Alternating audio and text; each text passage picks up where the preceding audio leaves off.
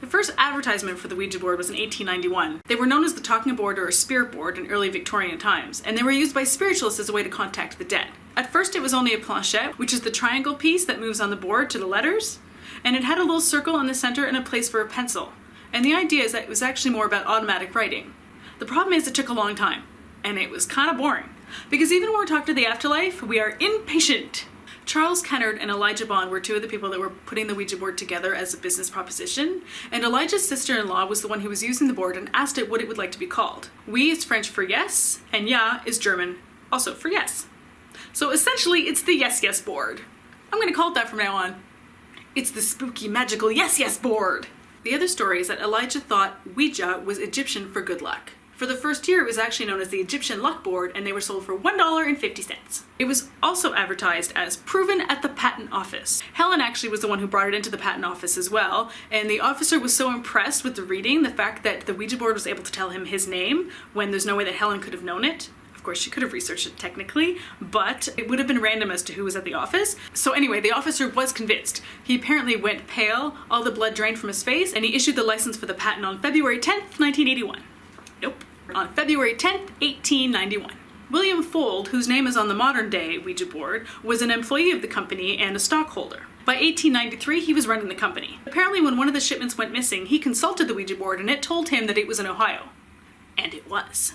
So score one for the yes yes board. However, he also died in 1937 from a fall from the roof of a new factory he had built. A factory that the Ouija board told him to build. So, no board. The Ouija board was extremely popular in times of social turmoil. It was also especially popular during World War I to speak to the soldiers who had died in the war. A lot of mediums weren't thrilled with Ouija boards, partly because it kind of put them out of business. In 1944, in one department store alone, over a period of 5 months, 50,000 Ouija boards were sold. In 1966, Parker Brothers bought the Ouija board, and in the following year, 2 million boards were sold. When the Ouija board was first used, it wasn't the spooky, scary thing that it is to a lot of modern viewers now. It was essentially just another way of talking to the dead. It was like a telephone. You picked it up, you had a chat, and then you put it back down. It wasn't until the movie The Exorcist came out that the Ouija board started to become extremely scary and kind of gross. So how does it work?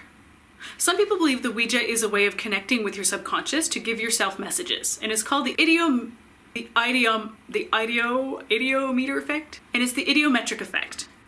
So essentially, subconsciously, you are moving the planchette, but it's such tiny, tiny movements that you don't even know that you're doing it. The other theory is that the spirits are coming in and moving the planchette for you. So because you have to be touching that planchette, I'm thinking that theory means that you are technically possessed, and that's why it becomes really scary.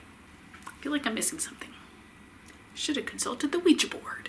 On March 7, 1920, a small town in California was reported to be Ouija mad. 7 people were arrested after being driven insane by the Ouija board. One girl was arrested for being naked out on the street because she said it helped her to commune with the spirits better. A few days later, a police officer ripped off his clothes and hysterically ran through the town, also naked. To prevent future outbreaks of this Ouija mania, the boards were banned. Why you gotta be like that, yes yes board? The Ouija board, or the yes yes board, also helped many writers write their books. I'm not sure if they were just giving them the ideas for the book, because if you were actually taking dictation through the Ouija board, it would take forever. James Merrill, who was a Pulitzer Prize winning poet, in 1982 wrote a poem that he said was dictated through the Ouija board, and this is the one that won the prize. So maybe I should be using the Ouija board. There's also, of course, the story of Alice Cooper, who got his name apparently from a 17th century witch who spoke to him through a Ouija board. In one experiment, it proved that people using the Ouija board answered random trivia questions more accurately when they used the Ouija board than when they didn't. So is this a confidence thing? Is it a subconscious thing? Or are the spirits really knowledgeable about weird shit? I've always liked Ouija boards, except for today, because in researching some of this information, I got a virus on my computer from one of the sites. Not cool.